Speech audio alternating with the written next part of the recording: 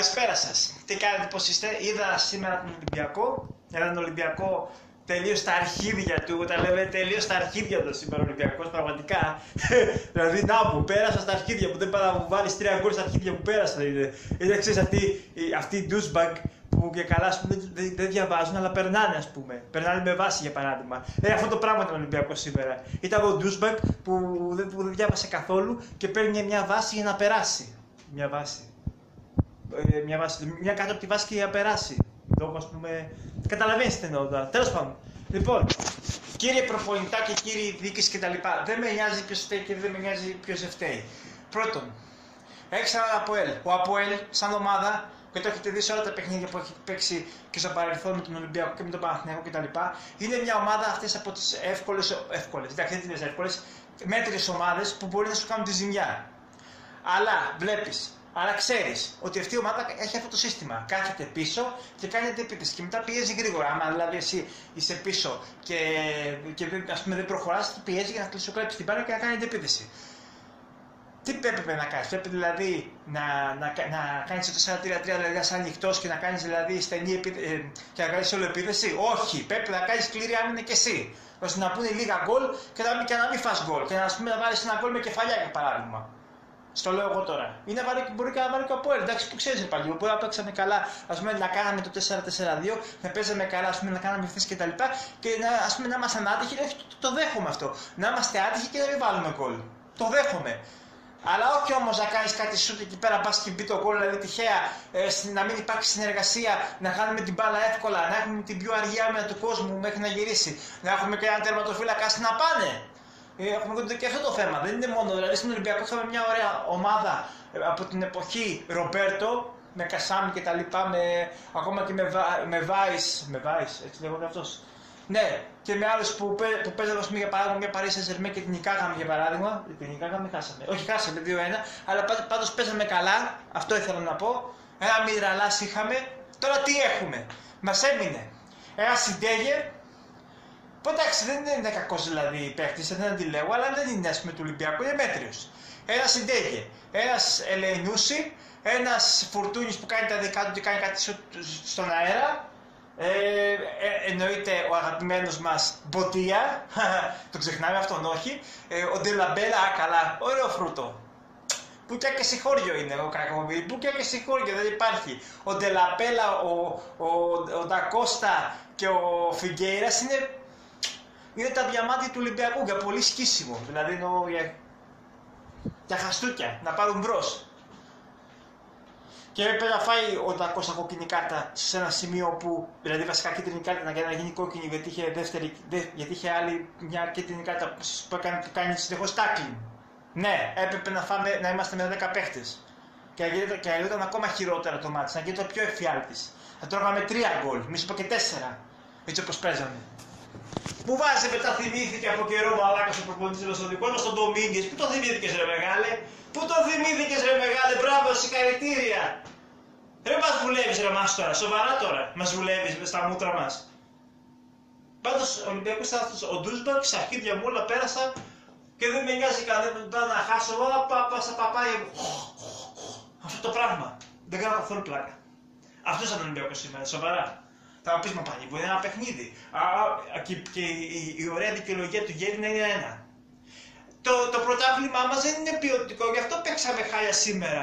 Ναι, γιατί το ΑΠΟΕΛ είναι πολύ ποιοτικό το πρωτάθλημα, ειδικά το κυπριακό. Το παρακολουθεί πάρα πολλοί κόσμος, όλοι οι φίλιος. Ρε πάτε καλά. Δηλαδή, λέει, μα δεν έχουμε πολλή εμπειρία, δεν έχουμε πάρα πολλά παιχνίδια για να παίξουμε. Να λέτε πάλι καλά που δεν έχουμε πολλά παιχνίδια για να παίξουμε, για να μην τρώμε κι άλλα γκολ, έτσι όπως παίζουμε. Τι να πω ρε φίλε. Εγώ σου λέω ο καλύτερος προπονητής και ο Βαλβέρντε είχε χάσει με τον ΑΠΟΕΛ, αν θυμάστε, αλλά παίξαμε μπάλα όμως. Παρόλο που ήρθε 3-1, δεν θυμάστε, βάλαμε ένα γκολ. Είπαμε, ο καλύτερος προπονητής για μένα ήταν ο Λεμόνης, παρόλο που διώχθηκε, έφυγε. Και γιατί ο Λεμόνης ήταν ο πρώτος προπονητής που έφερε την πρώτη νίκη του Ολυμπιακού σε εκτός έδρας με τη Βέρμη, αν θυμάστε παλιά, ναι. Ήταν ο Λεμονής ήταν καλός προπονητής και ο Μπάγκεβιτς, αλλά ο Λεμονής ήταν καλός για μένα προσωπικά. Και ο Λεμονής και ο Βαλβέρντε, αλλά απλώς ο Βαλβέρντε είχε και αυτός λίγο κολλήματα με Μόιζες, με κάτι Ισπανούς και μαλακίες που έβαζε συνεχόμενα που μας τρέλανε. Ναι, θυμάστε, με κάτι Ισπανούς που έφερνε. Που έκανε και αυτός μαλακίες, λίγο ψιλομαλακίες. Έκανε λίγο τις μαλακίες. Δεν είπα ότι δεν είναι καλός προπονητής. Είχε μερικά κολλήματα κι αυτός. Και ο Βαλβέρδε, και ο Μίτσελ, και ο Μπέτο. Και ο Ζαρντίν είχε. Αν μου βάζει το Μασάντο, συνεχόμενα, θυμάστε, τα ξεχνιούνται αυτά. Ξεχνιούνται αυτά, όχι. Δεν ξεχνιούνται. Είμαστε καλά τώρα. Αλλά εντάξει, θα μου πεις, ο Ολυμπιακός έχει το μόνο καλό που στην Ευρώπη, πάντως, παρόλο που έχει αυτούς τους παίκτες που δεν είναι σόι, κάπως πάει καλά. Φαντάζομαι να μην περνάγαμε πως θα κάναμε. Ακόμα χειρότερα. Έχουμε αυτή ως παρηγοριά. Αλλά δεν είναι δυνατόν σε κάθε ευρωπαϊκό παιχνίδι να έχουμε μια ομάδα η οποία να είναι, ας πούμε, μικρομεσαία ομάδα όπως είναι ο ΠΟΕΛ και να χάνουμε έτσι. Ή να μην παίζουμε σοβαρά. Είναι μας στο πούτσο μας, για παράδειγμα.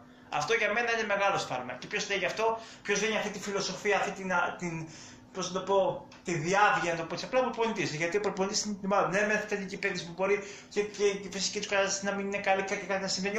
Όλα παίζουν στο ποδόσφαιρο, λογικό είναι. Μπορεί, ας πούμε, ο προπονητής να βάζει, ας πούμε, να στέλνει καλά την ομάδα, αλλά η ομάδα να μην ανταποκρίνεται. Υπάρχει και αυτό το ενδεχόμενο. Ναι, το πιστεύω. Όμως φαίνεται λίγο ότι είναι λίγο ασύνδετη η ομάδα αυτή. Δεν υπάρχει συνεργασία. Φαίνεται, δηλαδή φαίνεται στο γήπεδο. Τώρα δεν ξέρω, μπορεί να ήταν και η στιγμή. Πολλά παίζουν. Οκ. Αλλά έχω παρατηρήσει πολύ τον Μπέντο. Δεν είναι. Άμα και το βλέμμα του σκηνοθέτη που στα μάτια του που ήταν, βέβαια ήταν συντοχωρημένος. Φαινόταν, δεν ήταν να πάνε. Τι κάνω. Τι να πεις. Ντελαπέλα. Και εγώ σπέθα κάτι σουφλάκια και είμαι καλά. Φαντάσου να μην έτρωγα και σουφλάκια πως θα ήμουν. Μπα, καλά. Πολύ χάλια. Ας να πάνε. Καλά, εντάξει, θα μου πεις πανίγω τώρα κατηγορίες του προπονητή, δηλαδή και του λες τον βρίζεις και τα λοιπά. Δεν το κατηγορώ τον προπονητή και τον βρίζω, αλλά βλέπω έναν Ολυμπιακό που είναι στο πούτσο του κανονικά. Δεν είναι ο Ολυμπιακός που ξέρουμε που μάχεται, που, ας πούμε, που ακόμα και στο τελευταίο λεπτό όχι βάζει γκολ, πιέζει και τα λοιπά. Εντάξει, Πανίβο, κόψε κάτι. Ο Ολυμπιακός δεν μπορεί στο τελευταίο λεπτό να πιέζει, γιατί πάντα οι ελληνικές ομάδες είναι κουρασμένες στο τελευταίο γύρο. Εντάξει, το δίνω και αυτό. Αλλά λέμε γενικά δεν ήταν. Τι να πεις. Γιατί εγώ έφαγα σουφλάκια, δηλαδή έφαγα ένα πίτα γύρο κεπάπ, ένα πίτα γύρο κοτόπουλο, όχι χοιρινό, συγγνώμη, και μια πίτα κομμένη. Αυτά είναι. Έλα το κορίτσι να φας το κεπάπ. Κεπάπ, γαργούρμπα, κεπάπ. Ναι.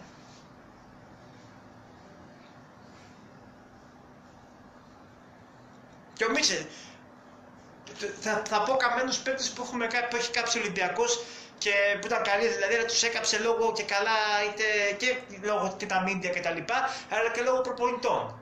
Ο πρώτος είναι ο Μήτρογλου. Κάει και με την έννοια, κάει και στον Ολυμπιακό, δεν λέμε τώρα για την παιδί που παίζει την παιδί και καλά έκανε που διώχτηκε και μπράβο αυτό το παιδί που αποφάσισε να φύγει από τον Ολυμπιακό γιατί έβλεπε ότι δεν θα έχει ευκαιρίες κτλ. Το ότι παιδότανε. Οπότε, ναι, ο Μήτρογλου είναι καλός παίκτης.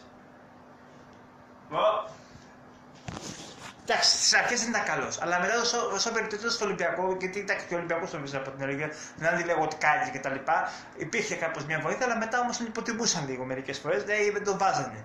Ο Μήτρογλου είναι πολύ καλός παίκτης. Απλώς η διαφορά είναι ότι είναι αργός και είναι λίγο αργός, ναι. Αλλά έχει καλή τεχνική έχει καλό σουτ. Ναι, μπορεί να σου βάλει απίθανο γκολ. Εκεί που δεν το περιμένεις. Ναι. Που να κάνει κάτι ψαλίδι εκεί πέρα, κάνει αυτός. Αλλά είναι καλός. Μετά έχουμε το Φετβατζίδη. Καμένος. Τον κάψανε, πάει. Έχει βάλει ένα γκολ, το χαρακτηριστικό γκολ που είχε κάνει ο Φετβατζίδη με τη Μαρσέη. Πάλι καλά που τον έβαλε ο Μίτσελ τότε. Πώς το έπαθε. Και δεν τον πήγαινε και τόσο πολύ ο Μίτσελ να πω, αλλά προς εντάξει, αναγκαστικά τον έβαζε. Αλλά λέμε. Καλύτερος. Άρα δηλαδή δεν ξέρω τώρα που παίζει να παίζει σε ομάδα, τώρα έχει χαθεί, αλλά και πάλι ήταν καλός ο Φετβατζίδη. Απλώς μετά κάνει και λόγω που το λέγανε ο Μέση και μάλλον και όπως ας πούμε ο Κοτσιαντικούλης και παλιά θυμάστε που λέγανε και αυτόν Μέση. Μετά υπήρχε και ο Νικλιτσιώτης, αν θυμάστε, υπήρχε και δηλαδή και άλλα παιδιά ας πούμε, που έχουν κάνει στον Ολυμπιακό, είτε δεν προωθήθηκαν σωστά, είτε ας πούμε μπορεί και αυτά να μην ήταν καλά. Ναι, που ξέρει, μπορεί να μην ήταν καλή και καλή Πανίβο. Παίζει και αυτό. Ο Γιαννότος για παράδειγμα, θυμάστε, που είπα πριν, που παίζει στον Αποέλ τώρα και μας κέρδισε. Τι γέλιο. Και θυμάμαι παλιά λέγαμε, ο Γιαννάτος δεν είναι για τον Ολυμπιακό, πώς παίζει έτσι και τα λοιπά και βλέπεις την Απόλλη παίζει, εντάξει δεν παίζει τέλεια, αλλά παίζει κανονικά, καλά. Τι άλλο. Ο Βλαχοβήμος για παράδειγμα που δεν προωθήθηκε σωστά, δηλαδή δεν έπαιζε σε μερικά παιχνίδια, σε λίγα παιχνίδια του Ολυμπιακού το θυμάμαι, αλλά δεν, τι να πω. Και άλλα πολλά. Εντάξει, δεν βγάζω κακία για τον Ολυμπιακό. Εγώ πιστεύω ότι θα παίξουμε και καλά και στα επόμενα. Δηλαδή, δεν νομίζω να είμαστε τόσο χάλια. Δεν είμαστε στον Παναθηναϊκό που είναι γάμισέτα. Αλλά εντάξει, πρέπει να γίνει Παναθηναϊκός δηλαδή για να καταλαβαίνεις εδώ. Δηλαδή, εντάξει, είναι μερικά πράγματα που φαίνονται. Α πούμε ότι κάτι παίζει. Δεν υπάρχει κάτι άλλο.